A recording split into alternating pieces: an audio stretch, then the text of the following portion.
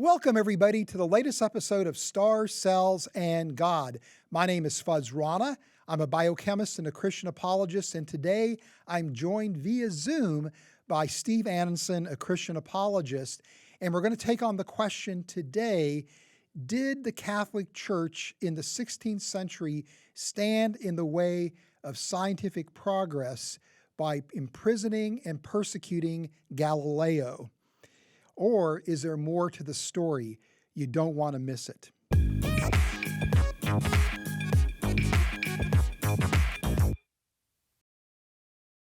Hey, Steve. Thanks so much for being back with us on Star Cells and God. So good to see you again. Likewise. It's going to be fun. Oh, yeah. I'm really looking forward to it. You've obviously put a lot of work into this question, but let me just set the stage. I think most people are familiar with at least the popular narrative that here we have heroic Galileo, a man of science who has made observations and is now advocating for a heliocentric view of our solar system, and that this is in opposition to the church's teachings on geocentrism, and the church, it stands in the way of scientific progress, shutting Galileo down, persecuting him, putting him on trial. He spends the rest of his life in house arrest. And of course, this then becomes kind of a metaphor, or maybe an example more appropriately, for the fact that Christianity stands in the way of scientific progress and that there's this inherent conflict between science and Christianity. But you've done quite a bit of research on this question, and you're going to maybe help correct some of the popular misconceptions and help us to really understand what is the myth and the legacy of Galileo. So very much appreciate you doing that. And so we're going to get into some science, some history, philosophy, and theology. So thank you. It's going to be a wide-ranging conversation. Steve, let me open up with this question, first of all, and that is, why does the story of Galileo even matter to our listeners and to our viewers? It matters because people today don't understand that Christianity actually contributes strongly to the scientific enterprise. And if you don't know the history, you're going to repeat errors. And we see actually some of these errors being repeated today. And as we look at a couple of quotes, we'll see this, but there was just a podcast yesterday that I was listening to, and I was in the chat on this thing, and somebody was saying, you're making claims without evidence.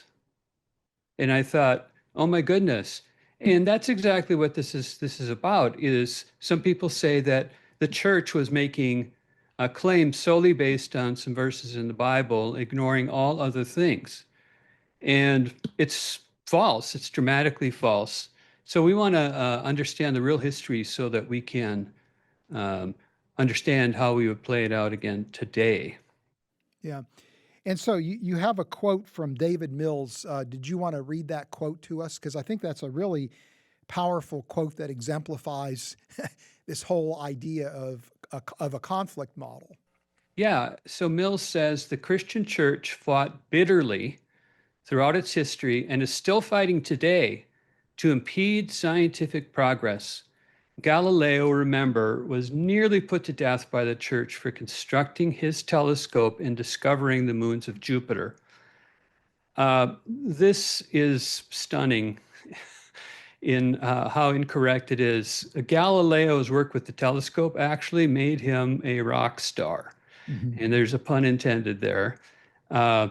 He was feted for his discoveries. He was feted by leading scientists, political figures, church luminaries. Now, people also probed his work. They said the telescope was new, right? So they probed it, and that could be frustrating to him. Yeah. But no, he was basically a big deal because of that. So the issue is this: is simplistic and inaccurate view of this event in his life just misses an exciting example of good science, and good science done by a set of brilliant Christians. including some connected to the Catholic Church, including Galileo. So instead of impeding scientific progress, Christians advanced it. Now, you're not saying, of course, that Galileo wasn't in conflict with the Catholic Church at all, right? No, he was. The conflict made Galileo's life pretty tough. He was put on trial, sentenced to house arrest, as you mentioned, and his books were banned. Now, the reasons for that are complex, and Galileo actually bears part of the blame. But actually, we're not going to talk about that today because it's actually not the centerpiece of the story. We'll touch on it a little bit. Yeah. Yeah. Well, now, Mills, who we just read, or who you just read his statement, is a belligerent atheist. But, there's other people who aren't necessarily adopting an atheistic stance that still inaccurately describe the history of Galileo and his relationship with the church. Yeah, that's right. You see this all over the place in popular articles, videos, books. I was just listening to some random thing that was produced by a philosophy class, and they said Galileo was notorious because he dissented against, get this, the oppressive papacy. Now, here's an irony for you. The Pope at the time, Pope 13, was a supporter of Galileo even before he was named Pope. Now, Galileo managed to alienate him, but no, the Pope was actually his fan. Interesting. There's another example here. The introduction to perhaps Galileo's central book on heliocentrism is dialogues on dialogues concerning the two chief world systems. And guess what? Einstein actually wrote an intro to this thing. And he said in that forward, Galileo possesses the passionate will, the intelligence, and the courage to stand up as a representative of rational thinking against the indolence of teachers in priests and scholars' garb. So you get it from some of the finest scientists as well. If you go on and read the rest of this thing, he manages to put out every myth about a bunch of stuff. He calls the things the Dark Ages and whatnot. But anyway, sorry, I am actually contesting something of Einstein's, even though I am a midget compared to him. Yeah. Well, there we go. Okay, so Steve, maybe the place to start here is a little bit about just the whole history and what does the history tell us about really Galileo's story. Yeah, okay, let's cover this in two parts. First, let's start with heliocentrism. This will tell the story of where the context where Galileo fit in. And given that context, we'll then narrow our focus to Galileo. And we'll talk about philosophy and the history of science, integration of science and faith, a variety of different things. One thing before we begin, an interesting tidbit is that Galileo believed in the two books of general and special revelation, that is, nature and scripture. He believed they will always be consistent. And so I thought, well, he could be quoting you. Yeah, interesting. Okay, so let's start with the history of heliocentrism, because really what's in focus here is what is the appropriate model for the solar system. And in Galileo's day, there was a different model that was really being advocated, as I understand it, by the church. So let's unpack a little bit of that history for us, Steve. Sure. I should mention up front that this actually has scholarly consensus. I will be saying, I think, a few times, but the baseline of this is actually well supported. So here's the first thing, and perhaps the primary thing. It took 150 years for Aristotle's geocentrism to be replaced by heliocentrism. And so it was a journey starting with Copernicus and ending with Isaac Newton. And by the way, they used the Bible and theology all the way through as one line of argumentation. But they didn't stop there. Mathematics, observation, philosophy, beyond theology, these all played a role. Now, there's a slide I have here, which shows the timeline that we'll be going through briefly here. What you'll see on the left-hand side, these are the pieces that make up the viewpoints. So Aristotle set a towering physics before people. And there were three different systems that were brought about: Ptolemaic, Copernicus, Tycho, and Kepler actually refined on Copernicus. We'll be talking about each of these. Perhaps the interesting thing to note is the dates. I didn't know what the overlap was between these people, and it was a little surprising to me. Galileo then built on top of this. So we'll then switch to Galileo, another fellow nobody knows about, Riccioli, but he's a fantastic scientist, and with Newton. So let's go. We can move on to Aristotle if you're ready. Sure. Yeah, sure thing. So Aristotle's at the beginning. So then, what was his model, and was this a model that the Catholic Church embraced?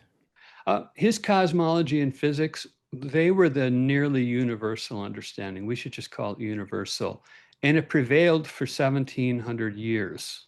Mm-hmm. It's dramatically different from my understanding. So let's look at some major features. We can switch to the next slide. And what you'll see here is the Earth at the center of a set of spheres. And in his model, the spheres were transparent, hard spheres that would rotate. Now, the heavens in his model were very different from the Earth. So the heavens, they were perfect, they were eternal, they were unchanging, and they're made of a different element than the Earth. And their motion actually functions differently as well. So there's two pieces. There's this heliocentrism, but the motion is very important because that's the physics that's involved. And we need to look at both of these. Now, the Earth was made of fire, water, air, and earth. And those were the elements. And the way that worked is that each element had its own bias to move in a particular way. And the Earth was corruptible. So you have this corruptible Earth with motion driven by the elements, and then you have the heavens with these spheres. Okay, so then this was then the Catholic Church's view. Is that correct? Yeah. Now, we should note that Aristotle's cosmology was not developed by the church, and it does not appear in the Bible. However, since it was accepted by everybody at the time, you had theologians like Thomas Aquinas who integrated Aristotle's views in Christian theology, which required modifying Aristotle. So really, we could say here the church was following the science, just like today we've got the church who are accepting Kepler and Newton's work.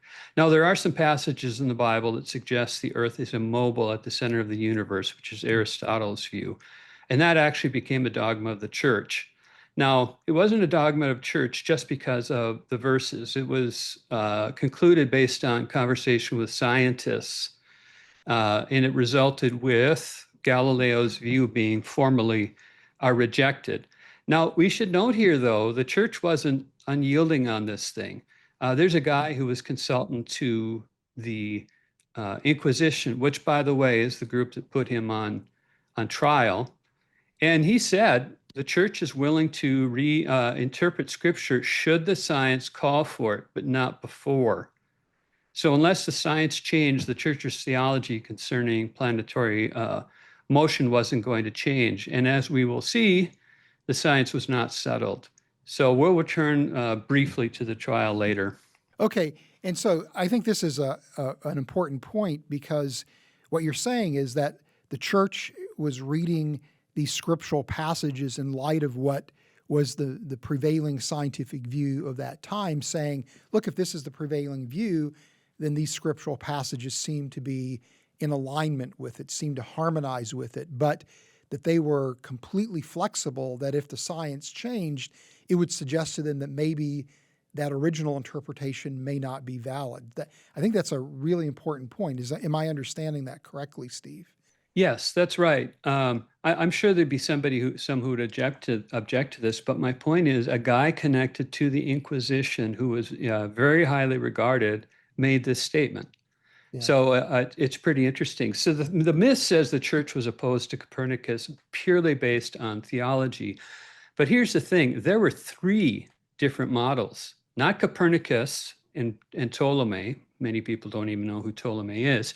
Not just those two, but there was a third one that was out there, and these were competing models for planetary motion. So Ptolemy, Copernicus, and the third one was by a guy named Tycho Brahe, and we saw his name in the timeline. That Copernican view didn't become the consensus view over Ptolemy and Tycho until after Galileo died.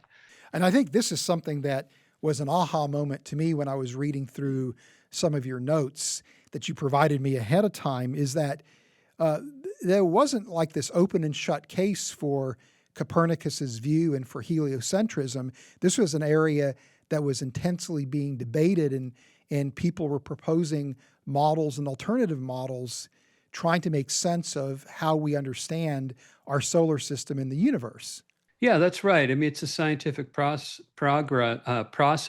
at work. You have people bouncing ideas, objecting to the science, being mean to each other for, jealous reasons. Who knows? There's all these things that go on. We see it today in scientific circles. Okay, so then maybe it might be worthwhile kind of stepping through these models and spending a little bit of time understanding the models and what were their strengths and limitations. So let's start with the Ptolemaic model. Unpack that for us. Okay, yeah. Claudius Ptolemy wrote his book describing his model in the second century, about 150. By the way, this model prevailed for 14 centuries, and it remained consensus view long beyond 1543 when Copernicus published his book on this, on the revolutions of the heavenly spheres. So what he was trying to accomplish and succeeded accomplishing is a technical method to predict the motion of the planets. And it's not hard to see that this is a tool of practical value. They would use it for agriculture, astrology. It's how you'd set the date of the spring solstice. You knew when Easter was. So the goal was to explain the phenomena. It wasn't to develop a model of the cosmos. And in fact, what Ptolemy did is he just took Aristotle's model. So around 150, as I said, he published a book called Almagest, 13 volumes, wildly successful as a tour de force that gave an effective technique for predicting planetary motions. It was also, as I say, tremendously long-lived. Now, the frame of reference for this was Earth. And if you get to Copernicus, the frame of reference switches to the sun and a somewhat omniscient view. Now, there's a complicating factor that he had to account for, and his predecessors hadn't done yet, which is the planets sometimes move backwards in the sky. They call that retrograde motion. And the second thing is their velocity isn't constant. So Ptolemy needed to be able to account for paths as diverse as what you'll see in this next slide. So how in the world do you come up with a system that can follow that tracing back and forth in the sky? Okay, so as I say, the calculations, we're going to go to the next slide, and this is going to show the elements of his view. And what you're going to see there is something interesting. You see the Earth down there, and you see an X right above it. Calculations actually weren't centered on the Earth. They were centered on a point outside of the Earth. And what you see is a dashed line, and that's called the deferent. And that was the centerpiece of motion. To actually track the planets, though, they planted something on top of that dashed line called an epicycle. So this is the second dashed line. And then the planets moved around on that epicycle. So what you had is these various different elements. There's a third element we should talk about here, which is the dot that sits above the X. That was called the equant. Now, what it did is I said that velocity was inconsistent. If you calculated velocity from that point, it actually swept the sky with the same angular velocity. So he managed to pull off actually getting the velocity figured out by sticking that little dot in there. So even if you don't catch the details of this, and I just brushed over it quickly, you can see the system is complicated. The thing to remember here is it actually worked really well. It calculated the positions of the planets really well. Um, and here's an interesting point. It still works today. It isn't tied to Aristotelian physics. And in fact, this sort of view is what's used in planetariums, right? Because a planetarium has to sit on Earth, and you see the stars with reference to the Earth. It's just the Aristotelian physics was sitting there. Right. Right. So even if there wasn't Aristotelian physics, then in other words, the Ptolemaic model would still be something that you could reasonably think someone would develop, because if the frame of reference for observers looking to the night sky is the Earth, of course you would develop a system that would be geocentric in that sense. So in terms of understanding what the purpose of the model was, what he did makes perfect and reasonable sense. That's right. That's right. Okay, so then what about the Copernican system? What kind of initiated this alternate model, 1400 years, into the existence of the Ptolemaic model? Well, one of Copernicus's objectives was to come up with a system that was centered on the sun. And so, in part, his interest was actually to do exactly the same thing as Ptolemy did. That's one piece of it. So he developed what seems like a straightforward system for planetary motion. And why don't we go ahead and move to the next slide? And it wasn't a new idea. It had been kicked around for quite a while, but Copernicus basically formalized it, or, put together the math so it could be used to calculate planetary motion. So he had, again, the same objective, and he was hoping for maybe a simpler model or a simpler system that wouldn't be as complex as the Ptolemaic system. Well, perhaps. He wanted the sun at the center. I'm not exactly sure what his objectives were beyond being able to pull off what Ptolemy did. We know in retrospect that transition was going to affect us all the way to today. Now, if you look at this picture, then what you see is Sol is at the middle there, Sol being the sun, and then you have the planets moving out from there. So simple, right? Well, the thing is, Copernicus did this in circles. So if we move to the next slide, circles are wrong. Copernicus was just flat wrong. So what he had to do, and by wrong, I don't mean the calculations that he did. I mean in terms of matching what the universe looks like. Right. So he ended up having to put together a bunch of epicycles as well.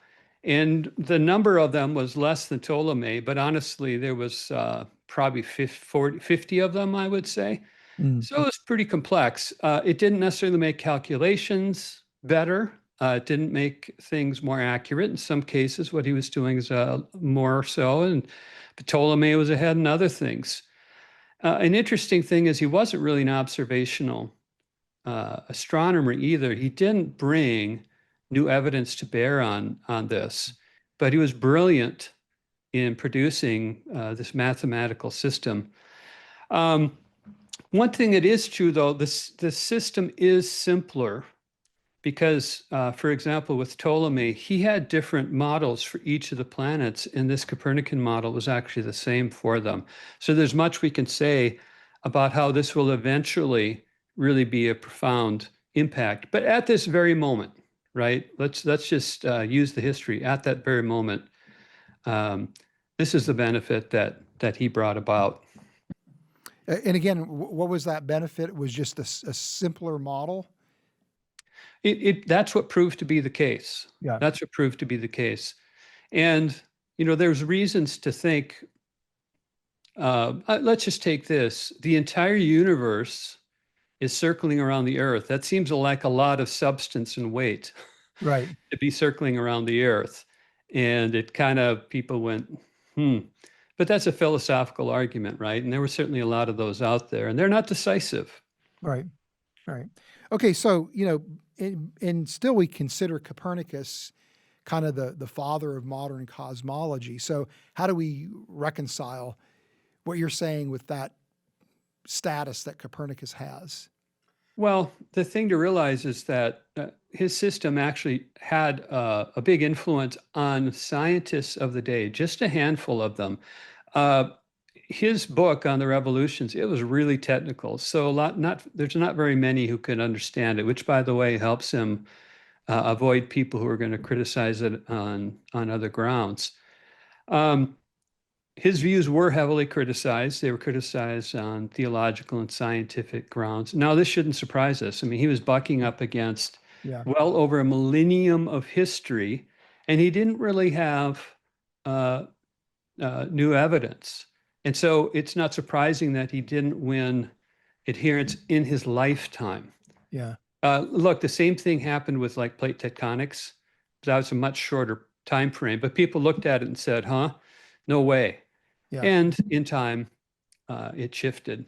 Okay, so what we're describing here really is good science at work, even, in with respect to how people were beginning to wrestle through the whole issue of what is the proper model for our solar system.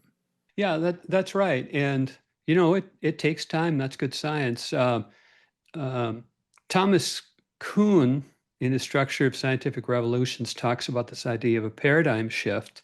And that's what was happening. But the thing with the paradigm shift is it takes time. And then suddenly there's a snap and you switch to the new system. And so what I would say Copernicus was doing is he was creating pressure that would put weight on the system until it snapped over. Yeah. So you're in no way really then diminishing Copernicus's accomplishments or his influence on science by pointing out that his model didn't necessarily win the day. No, that's right. The thing is, he wasn't right, but he did kickstart some things. Perhaps my point on him is don't give him too much credit because there was a lot of other stuff going on, and if you miss that, you actually miss an exciting part of the story. Yeah. Now, there's another model out there. This is Tycho Brahe's model. I think I'm pronouncing that correctly, Brahe. And I am familiar with him as an astronomer, but I didn't realize that he had actually a model for the solar system as well that was kind of a hybrid, I guess. Yeah, that's exactly right. A quote, by the way, I argued that I didn't have to argue. It's true that these guys were Christians. I like this quote from Tycho: "Those who study the stars have God for a teacher." Isn't that cool? Yeah, yeah. So Tycho's an interesting guy. He got into a duel with his cousin because they disagreed about math and there was alcohol involved. Well, he got his nose cut off. So he ended up creating these noses, and if you go to nice events, it would be a gold one that he stuck and glued onto his face. So what a character. He had a pet moose. He had a dwarf jester, just a very curious fellow. First thing to know about the guy, though, is he was unquestionably the greatest observational astronomer in that day.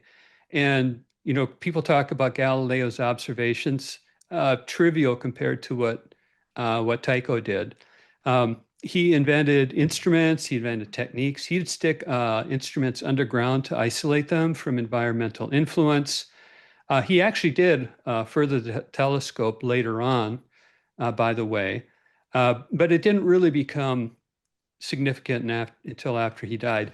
Now, I have a picture here of his observatory, and he ended up with a patron in the Danish royalty.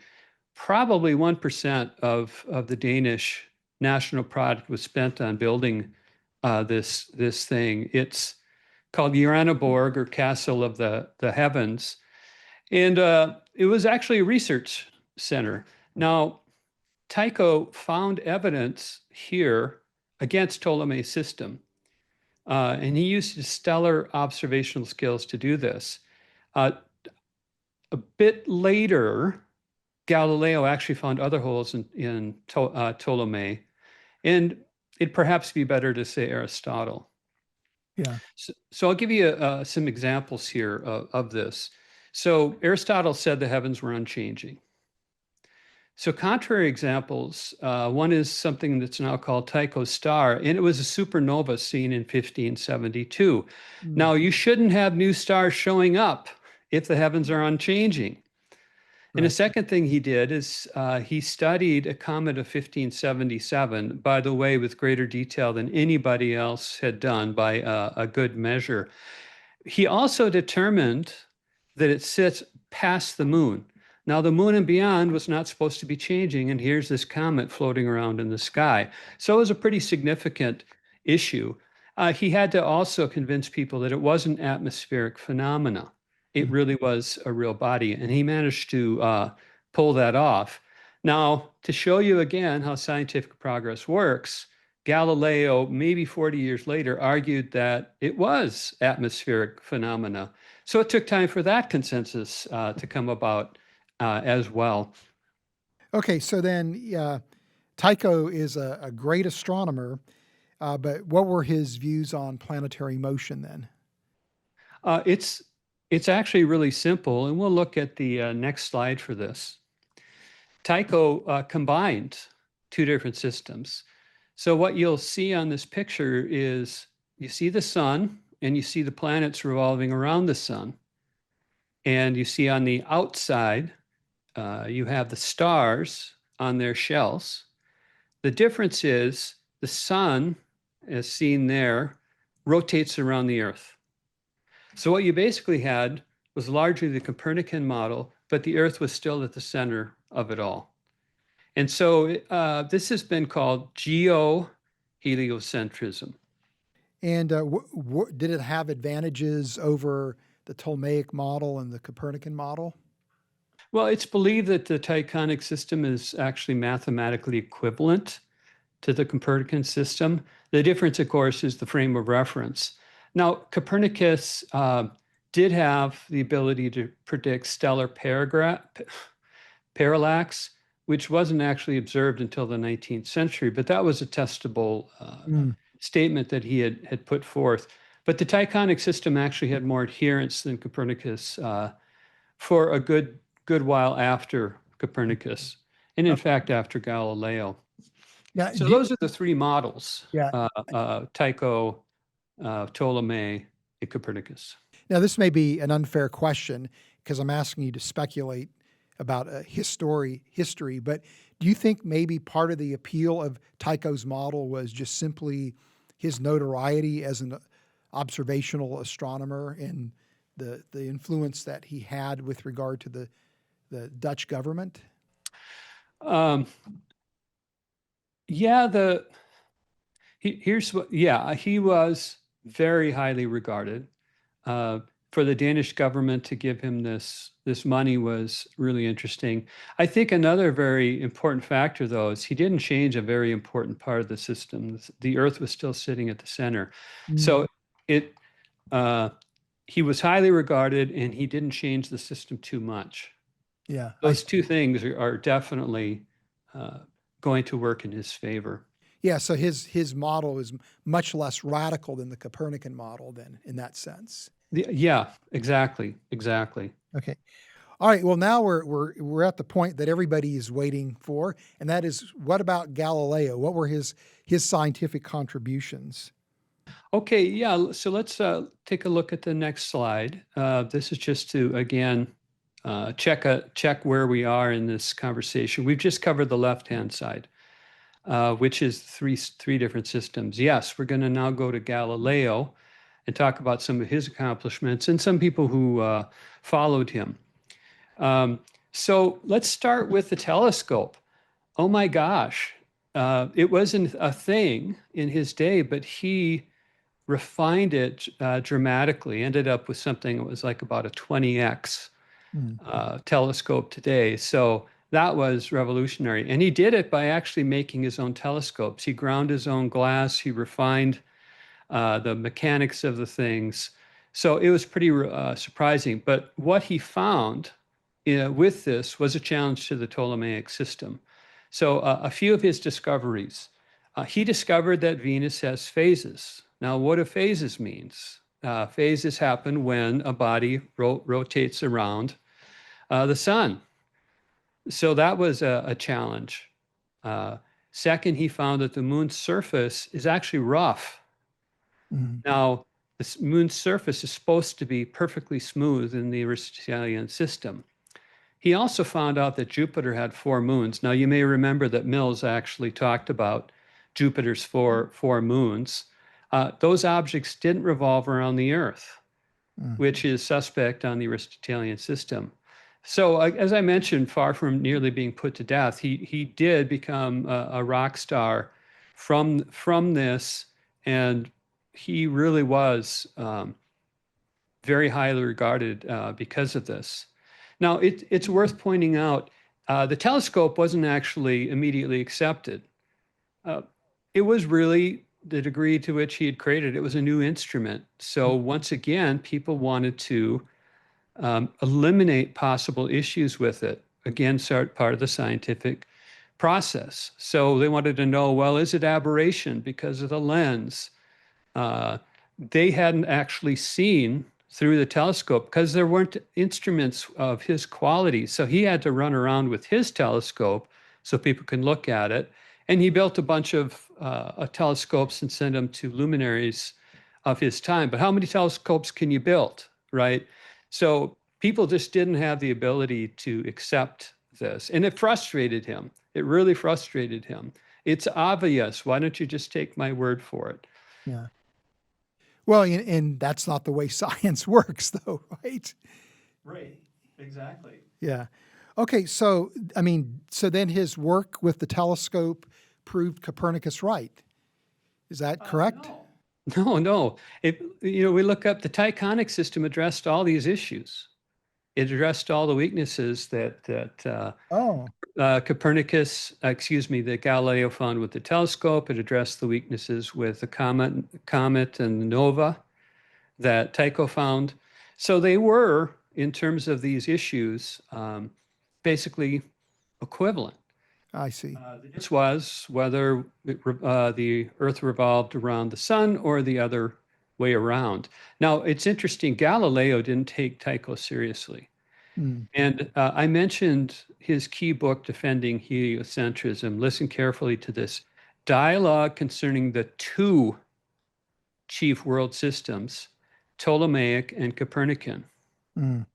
So he attacks Aristotle and Ptolemy, but ignores Tycho, which was the greatest competitor, and it was the greatest competitor beyond his lifetime. So he didn't take him seriously. So while that particular book is an important response to Ptolemy, without more evidence, it couldn't be a decisive argument for Copernicus. So it does not prove Copernicus right, but it does weaken Ptolemy, and that is suggestive. Okay, now you've got 2 options instead of 3. So it did some good work in that respect. Okay, so now perhaps Galileo's most important work is the book called The Two New Sciences. And so, what is that book about? Well, it doesn't have anything to do with telescopes, really. Galileo did a bunch of experiments before he got into the heliocentrism and the telescope, and it was concerning physics. Now, the thing we have to realize is that for Aristotle to be supplanted by some other system, you need a new physics. Mm. It's fine that you can create another system, but how does motion work in the world, for example? So 2 New Sciences made really important strides toward a new physics, and he worked on dynamics, which is the theory of motion, plus many other pieces. And to truly confirm Copernicus, that physics was needed. Mm. And there's more that will happen with Kepler and Newton, which we'll talk about in a minute. All right, so now, what was the church's reaction to to what Galileo had done, right? Because this is now where the conflict between Galileo and the church comes into play. Yeah, it's important to say a few words about it, even though it's not the centerpiece. And these are just to give some context to what was going on. First of all, the 1633 trial, did not discuss the merits of heliocentrism, Mm. which a lot of people don't realize. The focus was Galileo made an agreement like 1616 or so to not teach heliocentrism as a fact, but he went ahead and did it anyway. Now, he could teach it, he just couldn't teach it as the explanation, right, or the model. That's exactly right. What you could do, and this was fine with the church, is you could teach it as a possibility, but not as a fact. Now, philosophers of science today would call that anti-realism, specifically instrumentalism. So the idea behind this is you may not be actually modeling the real universe, but you have something that actually helps you with calculations. And actually, this is the current story with quantum mechanics, because there's this thing called the wave function and it collapses, but it's this probability thing, and you've got all these different interpretations of it, but it works fantastically. And so he certainly could have done this, but he was interested in what's really out there, and he just felt he needed to teach that.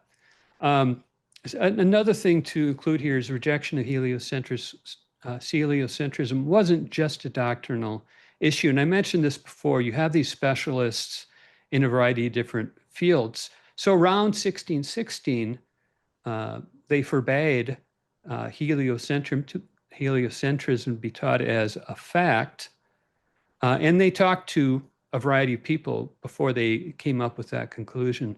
You know, another thing to keep in mind here, and we'll talk about this a little later, is Galileo was really arrogant and he was belligerent. He ignored the advice of friends who said, just, you know, you can soften this whole conversation and make it go easier. So here's a statement that came out of the trial. It's by a guy named Father Grassi. It says this. I think we have a slide on this as well, so people can see it since it's a longer quote. I have always had more love for Galileo than he has for me. And by the way, Grassi had been in scientific conflict with Galileo, especially on comets.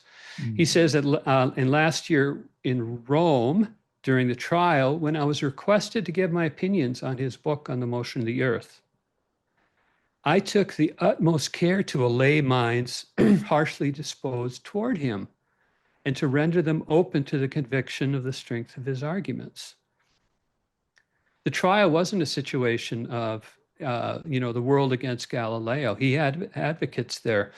But then Grassi observed something. He said, he has ruined himself by being so much in love with his own genius and by having no respect for others. One should not wonder that everybody conspires to damn him. And he did have a lot of people who chafed at him. Now, this is the view of one person. You're going to get other views from others. But my point is that, this arrogance definitely affected people who were even his supporters. Okay, let's see here. So now we're moving on to Kepler, right? This is the point in the story where we're now going to start bringing into play physics that will actually support the Copernican model. Oh, right. There are two pieces to what Kepler provided. First of all, Kepler was a big fan of Copernicus, and so he was attempting to produce a system that furthered his theory and addressed issues with Copernicus. And we've heard this story before, but what he did is he used Tycho Brahe's data. He actually worked for Tycho for a year. He used that data to help him look at Mars and figure out that it had an elliptical orbit, not a circular orbit, which is pretty profound thing. And in fact, he produced laws of motions from this that are taught in classrooms today, unchanged. So it was to me, I look at Kepler, and I'm a Kepler fan. I think Copernicus deserves a lot of praise, but Kepler, man, he came up with something lasting. Now, unfortunately, people like Galileo and Descartes ignored Kepler's theory.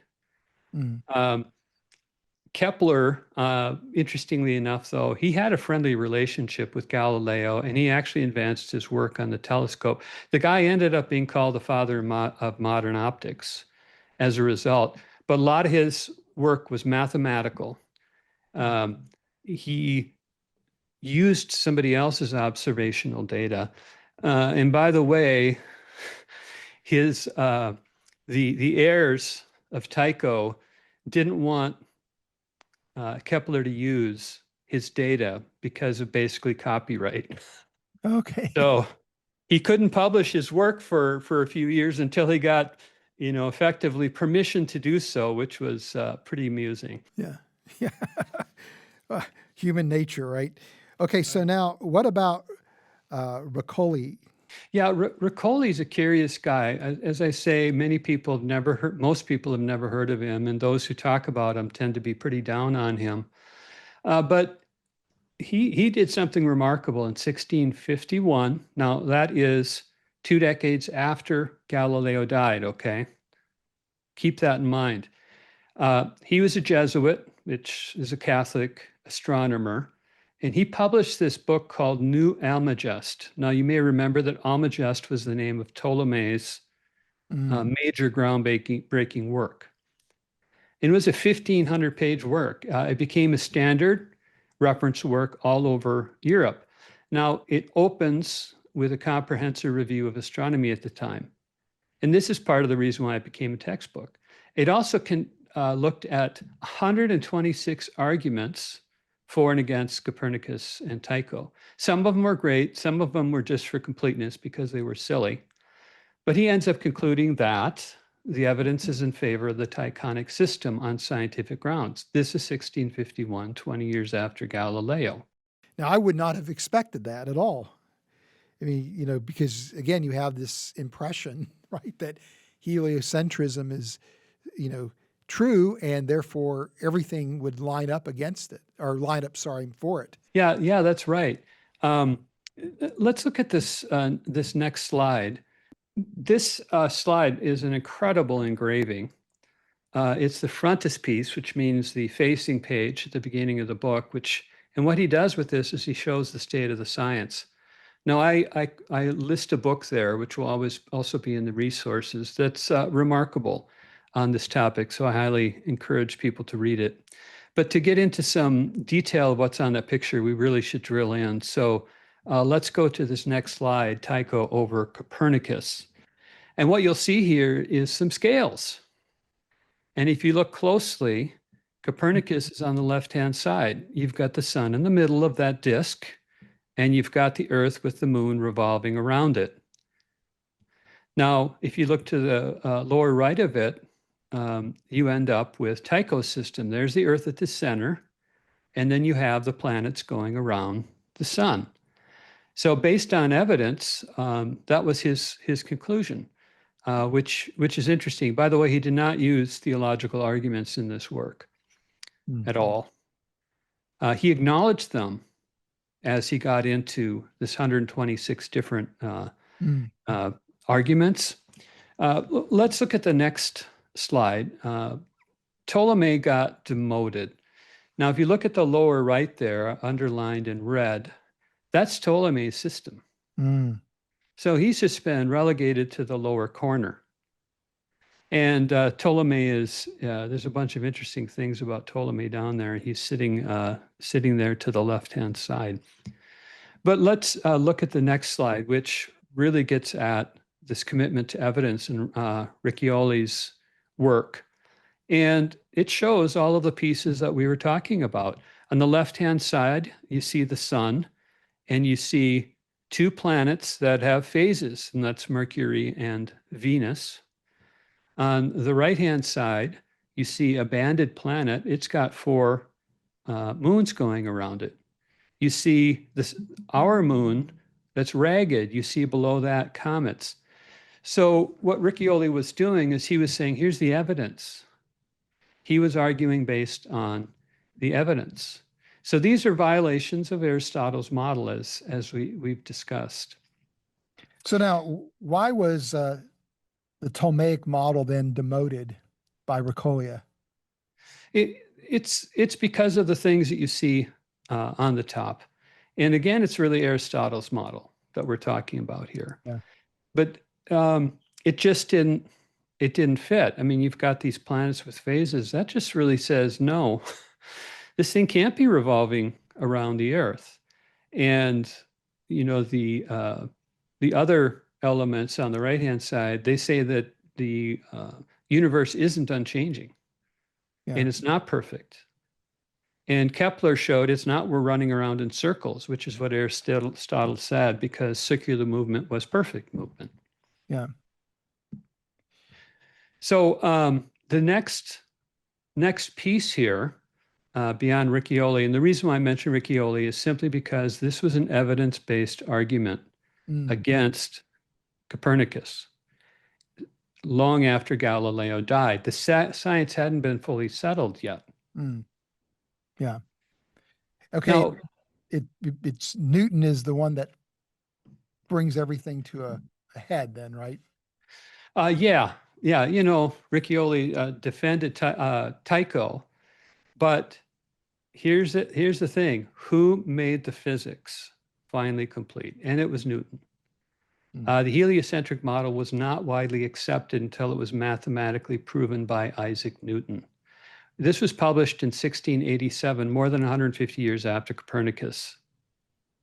I mean, it's a stunning accomplishment. I think everybody is, in love with Newton because of what he did. He articulated his 3 laws of motion, but he derived Kepler's 6 laws of planetary motion from it.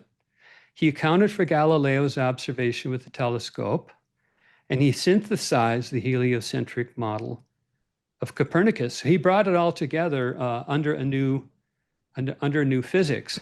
And this physics said that motion is not inherent in the bodies. Motion treats all bodies the same. And we could look at his laws, but that would be going out of scope. Yeah. So at the moment, we now surveyed this 150-year journey. And let's look at the next slide. This just sticks out, lays out again where we have been. And so what we're seeing here is this group of devout astronomers, and I didn't tell the story of their faith, but it's really a fascinating story. There's theologians, there's astronomers, natural philosophers. These are people who built on each other's work. One thing to notice is that Galileo wasn't the only one who was doing high quality, evidence-based scientific work. It was this community. And it's a pretty exciting story. Yeah. Okay, so now what we want to do to kind of bring everything to a close is to talk a little bit about the interplay between physical observation and revelation. So this is kind of the lesson for us today. What did you have in mind in terms of how should we think about this interplay between, again, physical observation and revelation and scientific models, theological models? What lessons can we learn from the whole history of heliocentrism? I'm going to have us look at a letter he wrote. It's called the letter to the Grand Duchess Christina of Tuscany. And in here, he put forth a lot of his opinions on the relationship between science and scripture. And he also revealed some views on the philosophy and history of science, his views on theology. And it's interesting then to look at how people at the time might be thinking. So he presented in this letter something that he hoped would prevent Copernicus and his materials from being banned, quite frankly. And in doing that, he actually failed.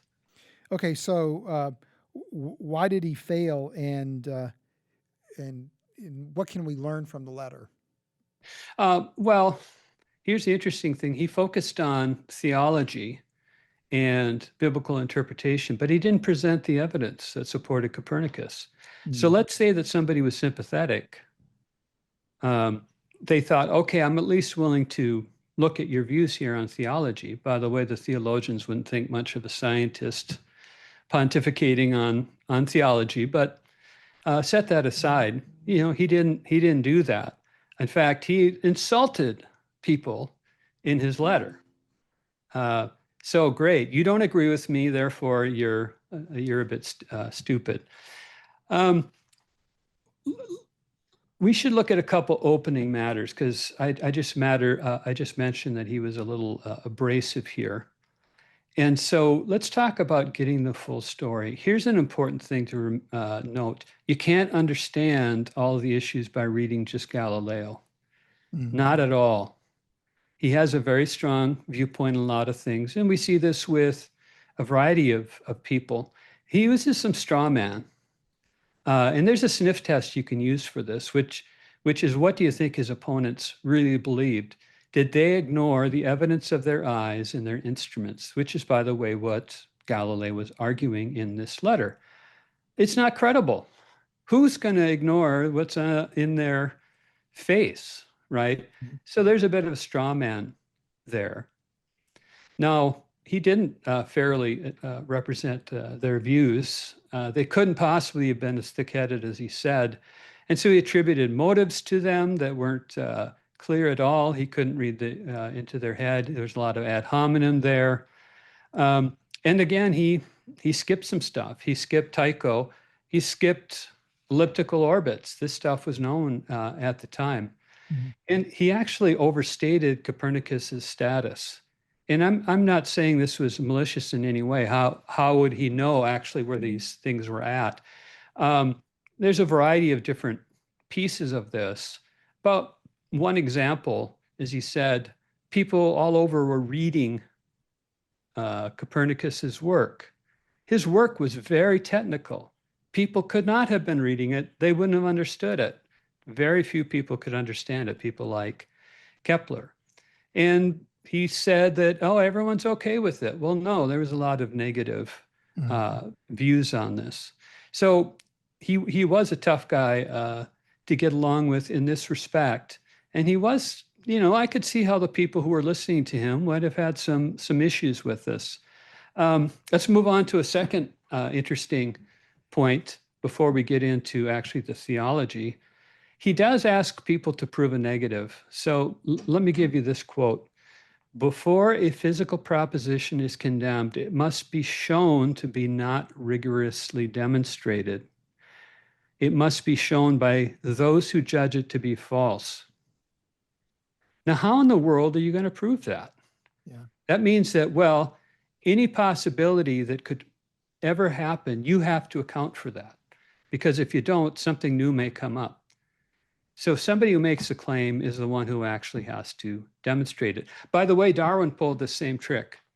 It could, if it could be demonstrated that any complex organ existed which could not possibly have been formed by numerous successive slight modifications, how are you going to know which things could possibly falsify that? So those are just a couple opening points, but our closing topic is this boundary between nature and scripture. And I think that's the heart of his views that we want to look at here. So let's start with the philosophy of science. He's praised for not wanting science to be constrained by authority. At least that's the way people read him. Yeah. And here's an example. Nothing physical which sense experience sets before our eyes ought to be called in question, much less condemned upon the testimony of biblical passages. Well, that's only if the evidence is clear. That's only if the evidence is clear. In most cases, the evidence isn't clear. That's true today. We've got bias, we've got incomplete evidence, we've got different interpretations of the evidence. We have the need to have others validate what we've done. And all right, so here's this guy that says, oh, the physical evidence. He had his views on tides wrong. He had his views on comets wrong. The evidence for heliocentrism was incomplete. So there's definitely some truth in what he had to say there. Right. But it's not always obvious just what the science actually says. And once it's settled, yeah, you need to take that into account, but not just this idea of no matter what it is, get the scriptures out of the way. So another piece here is the boundary between authorities. And the two authorities that I'm referring to is the authority of Scripture and the authority of nature. This is the two books view. And interestingly, he actually affirmed inerrancy.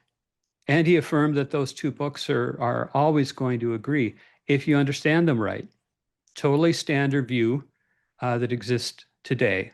Contested, but standard view. What he did, though, is rather than focus on the verses on geocentrism, and these were the ones that were giving him trouble, he wants to limit Scripture to salvation.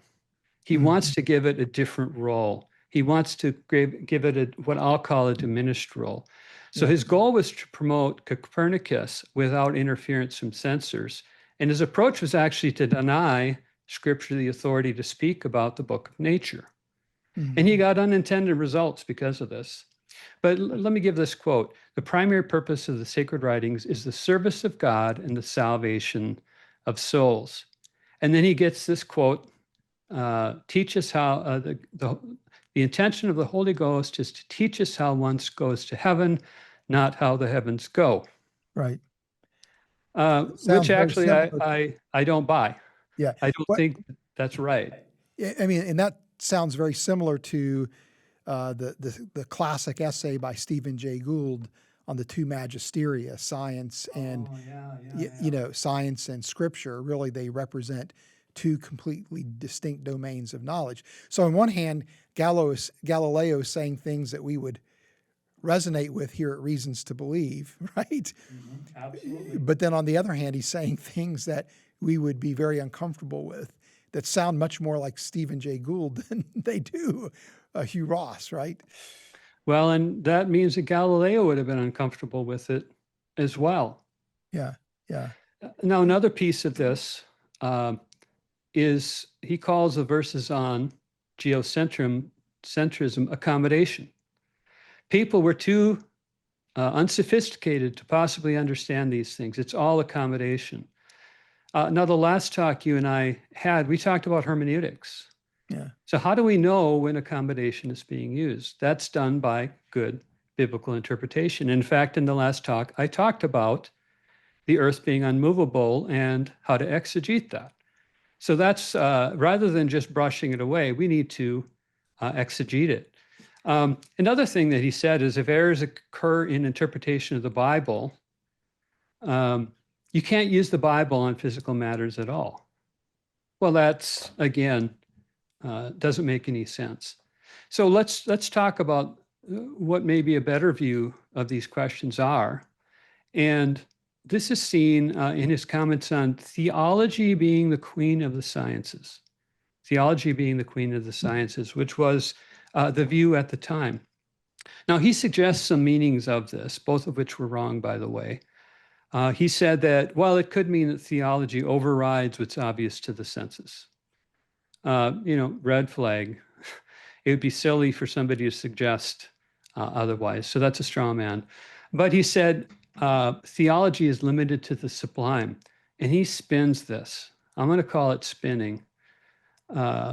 He spins this because who on earth is ever going to believe that the senses don't have anything to do with it? So what does this theology as a queen of the sciences means? Well, theology is the umbrella over the other disciplines. It integrates them as part of God's truth.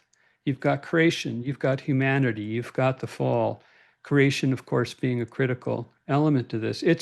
You could call it a worldview issue, right? And in fact, theology and Scripture do dramatically affect our interpretation of nature, and in fact must do so. And I'll give some quick examples here. You've got Adam and Eve as the progenitors and source of original sin. You've got an absolute beginning to the universe. You've got people with a completely different view on this, like, say, a materialist. if you put these things before Galileo, his assumption was the Christian worldview. He worked within that framework. So this idea that his views could be used to eliminate Christianity would have been horrific to him. Yeah. Which is why I say I think that he had unintended consequences, and we can look at his comments with that in view.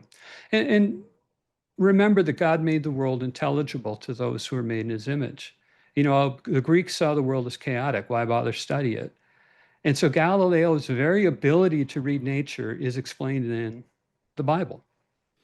Okay, Steve. Well, so this is just really quite interesting here because I've learned quite a bit that I didn't know about the history of heliocentrism, and it really, I think, helps us to put Galileo into the proper historical context, and also his conflict with the church. And so it seems to me like, you know, what you're arguing here is that the church actively was encouraging good science and good scientific discourse, while at the same time taking a stance in which they saw themselves protecting orthodoxy, but in such a way that wasn't stifling scientific debate or wasn't closed-minded to what was happening in science.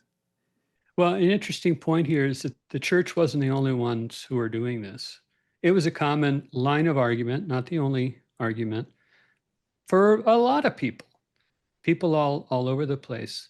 Yeah, so I will say that the church made some significant mistakes. I will say that they blocked some good investigation. But as you see here, in the end, it really wasn't a big deal. It was a big deal to Galileo. It was a big deal to some other folks. But we got to the heliocentrism we believe in today without the church creating ultimate problems for the venture. Yeah. Okay, Steve, is there anything else that you would want us to be aware of before we bring this whole thing to a close? Yeah, well, let me just restate. We have this history of heliocentrism that's 150 years. So you have this community producing this, and that's just the way science works. People produce ideas, they disagree with each other, they refine each other's ideas.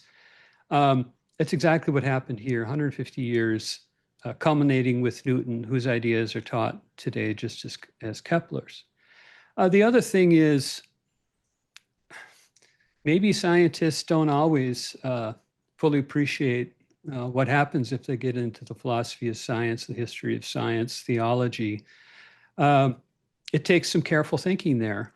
And we can learn some lessons as people do that. And by the way, the same thing would be true of me. If I were to write stuff like this, you could poke holes at it. But Galileo is a fantastic scientist. He was a fantastic Christian. And we should praise him for his successes, but not be afraid to learn from him and not to put him on too high of a pedestal. Yeah, it's just a fascinating journey that you've taken us on, and I very much appreciate that. And you know, it's also dangerous too, I think, to take what we understand to be true today, based on a preponderance of evidence, based on robust physics, and read back into history, heroes and villains in light of what we know today. That's right. That's absolutely right. Well, Steve, I so much appreciate you coming back on Star Cells and God. Love to have you back on again. You've taken us into a place where we wouldn't normally go, so I very much appreciate that a whole lot. This has been, to me, a fascinating conversation. And hopefully it's a fascinating conversation for all of you who are joining us today on Star Cells and God. Would love for you to take part in the discussion about this topic for today's program in the comments section below. And remember to like the video, to subscribe for more content. New episodes of Star Cells and God release every Wednesday and are available here on YouTube and your favorite podcast app. Make sure you share this video with a friend, and take note, the more we know about science, the more we have reasons to believe in the triune God of the Bible.